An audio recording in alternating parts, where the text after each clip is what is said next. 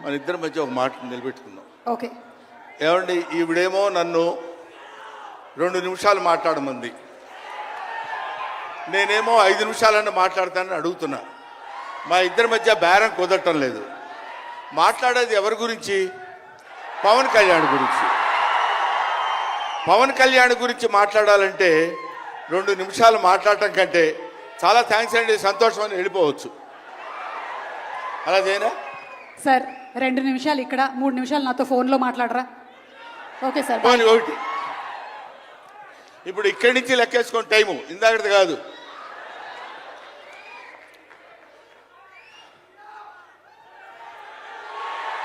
ఇక్కడ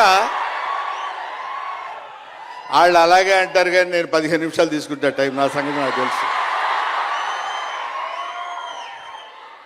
పవన్ కళ్యాణ్ గారి గురించి నేను ప్రత్యేకంగా చెప్పాల్సిన అవసరం లేదు. ఆయన మానవత్వం పరిమళించిన మంచి మనిషి. ఎంత గొప్పవాడంటే చాలా గొప్పవాడు అని చెప్పడానికి మాత్రమే మనకు చేతనవుతుంది. చిన్నప్పటి నుంచి ఆయన 17వ సంవత్సరం నుంచి నేను చూస్తున్నటువంటి వ్యక్తిగా నాకు తెలుసు.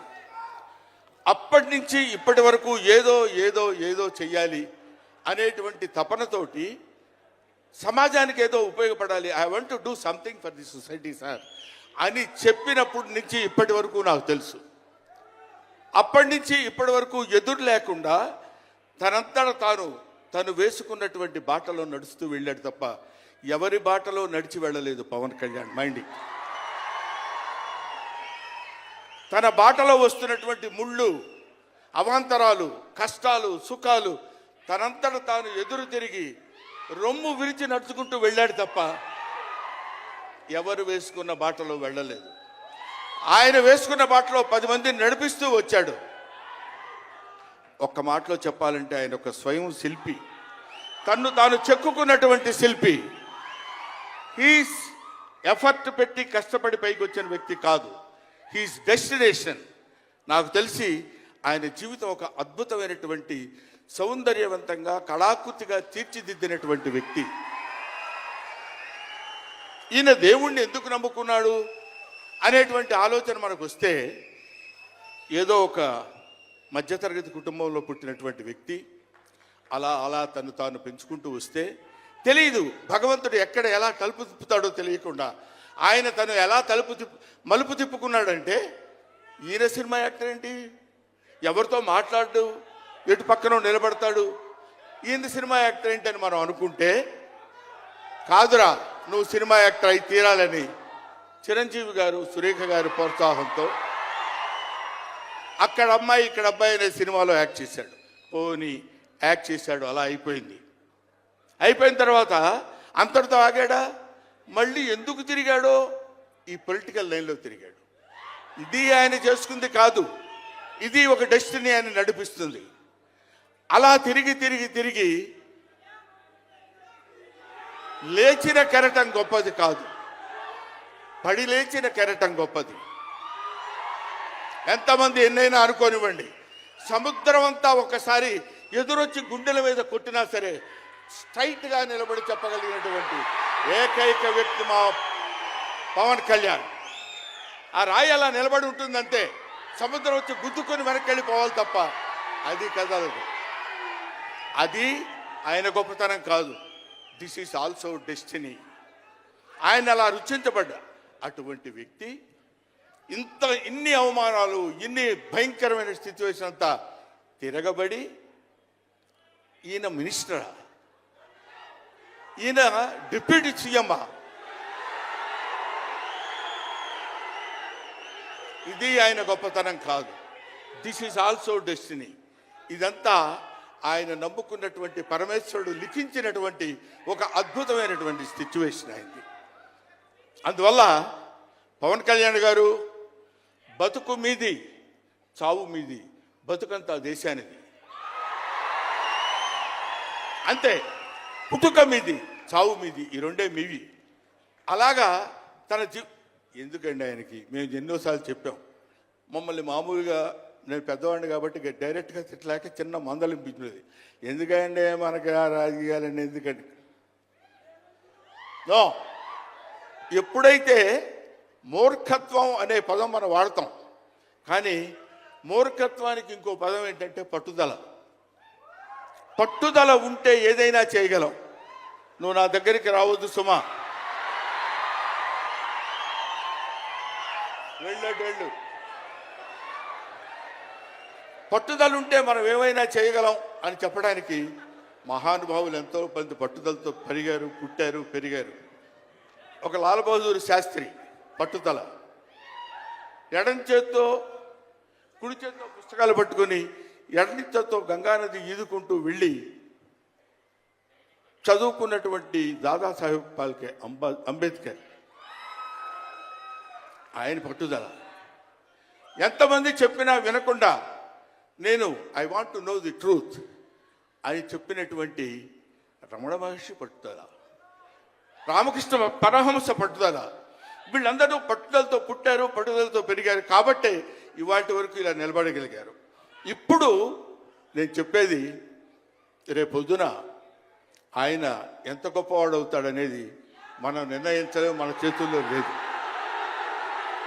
ఇవాళకి ఈ స్టేజ్కి వస్తాడని మనం అనుకోలేదు. ఇక తర్వాత ఏ శిఖరాలను ఆయన అధిరోహించబోతున్నాడో అది ఆయన చేతుల్లో లేదు, మన చేతుల్లో లేదు. సకల సృష్టి స్థితి రేఖారుడైన భగవంతుడి చేతుల్లో ఉంది.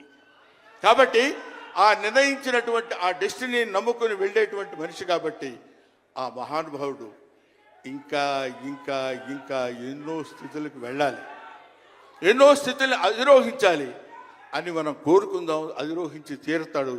అస్తు అస్తు అస్తు, శుభమస్తు. ఇది జరిగి తీరుతుంది, ఇది నిత్య సత్యం. చాలు. ఏవయ్యా, నువ్వు పొగట్టడానికి వచ్చావా ఇక్కడికి?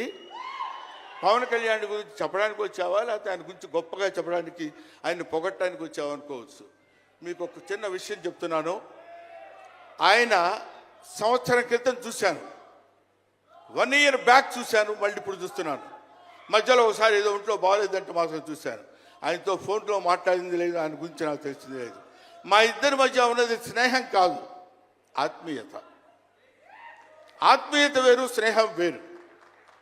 ఆత్మలు కలిసేటువంటి ఒక అద్భుతమైనటువంటి సంబంధం మా ఇద్దరి మధ్య ఉంది కాబట్టి మనం చెప్తున్నాం. సరే, ఇక నీ సోది ఇది ఆపబోయా. చెప్పు హరిహర వీరమల్లు గురించి.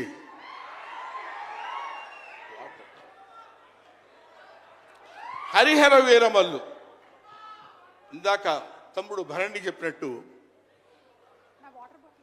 శివుడు ఒక్కడొస్తేనే, శివతాండవం చేస్తే 14 లోకాలు దద్దరిల్లిపోతాయని చెప్తారు. అవునా?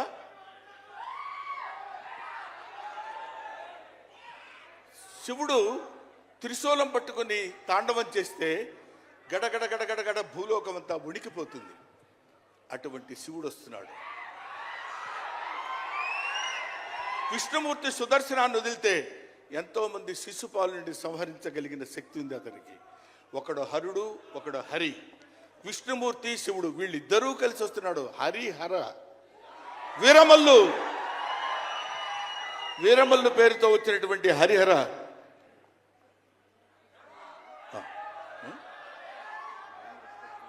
ఓకే, అందుకని హరిహర వీరమల్లు గురించి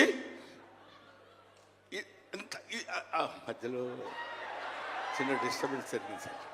సరే, ఏదేమైనా ఆ సినిమా గురించి ఇంక నేను చెప్పాల్సిన పని లేదు, మీరు చూస్తారు కాబట్టి నేను మాట్లాడదు. ఎందుకంటే పవన్ కళ్యాణ్ గారి గురించి ఆవిష్కరించి ఆయన గురించి 2 ముక్కలు చెప్పాలని. సరే, సినిమా గురించి అంటారా, ఇంకా ఆయన గురించి మనం ప్రత్యేకంగా చెప్పాల్సిన అవసరం లేదు. ఆయన అలా కొట్టుకుంటూ ఇంకా రచ్చ కింద ఉంటుంది. ఇప్పటికే పవన్ కళ్యాణ్ గారు, మరి ఆయన జాతకం ఏంటో నాకు తెలియదు, ఇలాంటి స్టైల్. అప్పుడప్పుడో ప్యాంటు మీద ప్యాంట్ వేసుకుంటే స్టైల్. ఆయన